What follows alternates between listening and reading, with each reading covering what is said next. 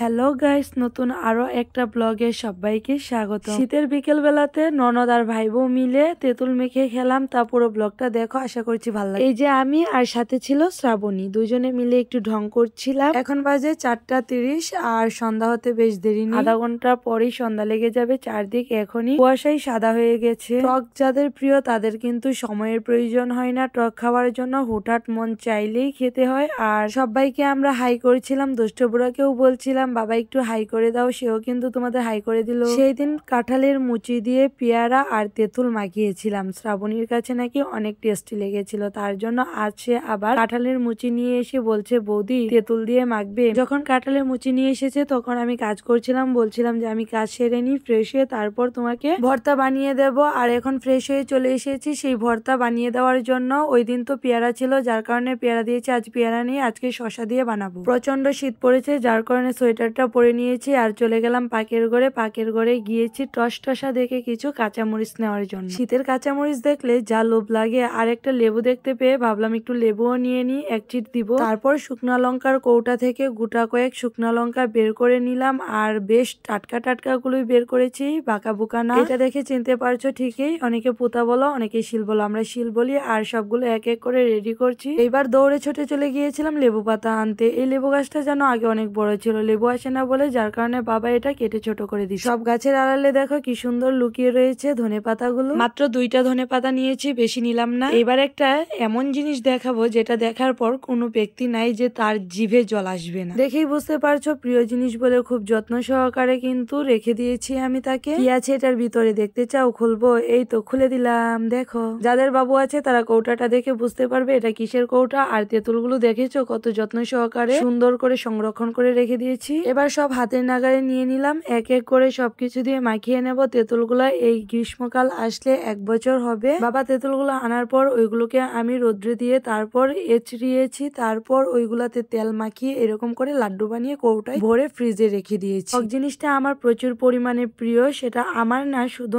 আমার বোন মা ওদেরও খুব প্রিয়। একদিন তো আমরা রাত্রে 12টার দিকে এই টক মাখিয়ে খেয়েছিলাম। টক জিনিসটা এতটা প্রিয় বলেই কিন্তু শীতের এই বিকেল বেলাতে বসে বসে সবকিছু দিয়ে কষ্ট করে মাখাচ্ছি। যে জিনিসটা তোমার পছন্দ বা অন্য পছন্দ করে তোমার হাতে খেতে, সেটা যদি তোমার কষ্টও হয় বানিয়ে যদি তাকে খাওয়াও, সে তৃপ্তি বোধ করে, তখন দেখবে তোমার কাছে কিন্তু সেটা অনেক বড় একটা আনন্দের বিষয় হয়। শুকনো লঙ্কাগুলোকে পুড়িয়ে নিয়ে এসে পড়েছি আর সবকিছুই কিন্তু একদম রেডি, এবার শুধু মাখার পালা। কাঁঠালের মুচিগুলোকে এইবার ছেঁচে নিয়েছি শিল দিয়ে, আর এরকম ভাবে ছেঁচেছি যাতে মুখে না লাগে। বাটিতে লবণ নিয়ে নিয়েছি, এবার নিচ্ছি কাঁঠালের মুচিগুলা, তারপর শুকনো লঙ্কা পুরা দিয়ে একদম সেই লেভেলের একটা ডলা দিয়ে দিলাম। তারপর নিয়েছি তেঁতুল।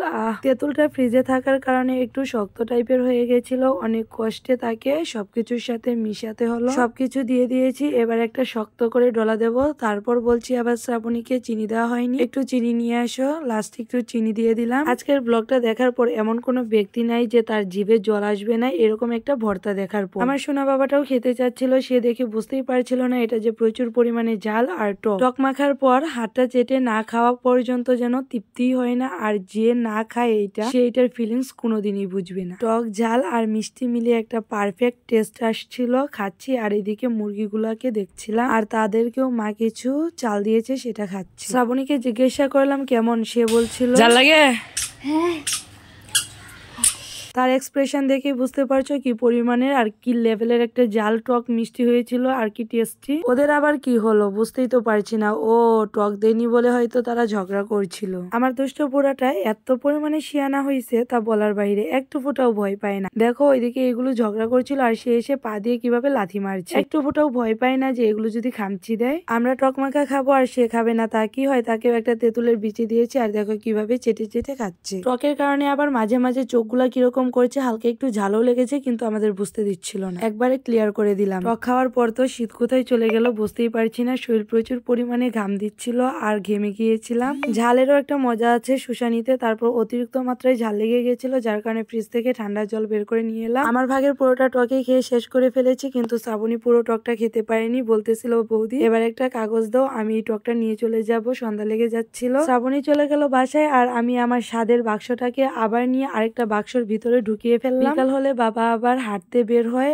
আর হাঁটার থেকে আসার সময় বাজার থেকে এগুলো কিনে নিয়ে এসেছে, পেয়ারা নিয়ে এসেছে, কিন্তু আবার ভর্তা মেখে খাবো কাল দুপুর বেলাতে। আর এনেছিল কলা, সিম, বেগুন। বাবা যে কলাগুলো এনেছে সে কলাগুলোকে অনেকে বিচি কলা বলে, আর আমরা বলি হাইটে কলা। বাবা চা খাবে বললো, গিয়ে দেখি ওইখানে আদা নেই। বাবা সবসময় রং চা খায়, আর রং চাতে আদাটা তো খুব বেশি ভাল লাগে, যার কারণে আদা কেটে নিয়ে এসেছি। আদা ছেঁচতে বসে মনে হলো এখানে যে ভাঙা শিলটা ছিল সেই শিলটা নিয়ে আবার খুঁজে শিল নিয়ে আসলাম। শিল দিয়ে আদা ছেঁচতে নিয়ে দেখো আদা কোথায় ছিটকে এসে পড়ে গেল। যাই হোক দ্বিতীয়বারে সাকসেস হলাম। প্রচন্ড শীত, তার মাঝে রং চা আদা দিয়ে ফু দিয়ে খেতে খেতে মজাই কিন্তু আলাদা, শীত উপভোগ করা। চা দিয়ে এসে গেলাম বাবাকে, আর এদিকে সন্ধ্যা লেগে গেছে, এবার সন্ধ্যা বাতি দেবো। আমি এবার বাতি দিই। আর তোমাদেরকে পুরো ব্লগটা দেখার জন্য ধন্যবাদ। পেজটা ফলো করবে, লাইক কমেন্ট শেয়ার করবেন। জায়গাটা বেশি ভালো লাগলো অবশ্যই কমেন্ট করে জানাবে। ইউটিউব চ্যানেলটাও সাবস্ক্রাইব করবেন। নতুন কোনো ব্লগে দেখা হচ্ছে তোমাদের সাথে। সেই পর্যন্ত সবাই সুস্থ থাকবে, আর আমার জন্য অনেক অনেক আশীর্বাদ করবে। নতুন বছরে আমার জীবনে ঘটে যাওয়া সবকিছুই যাতে তোমাদের সাথে শেয়ার করতে পারি। সবাইকে টাটা।